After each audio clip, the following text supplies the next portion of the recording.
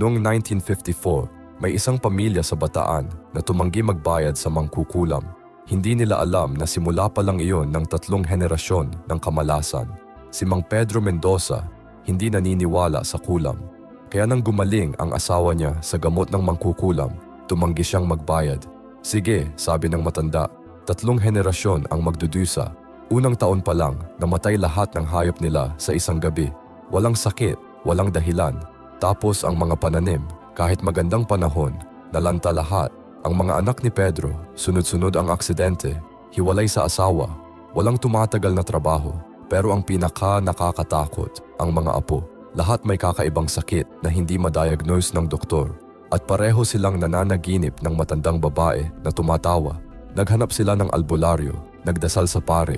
Walang gumana hanggang sa natagpuan nila ang mga buto at itim na kandila na nakabaon sa bakuran nila. May isang paraan lang daw para matapos ang sumpa, pero kailangan ng malaking sakripisyo na sisira sa pamilya nila.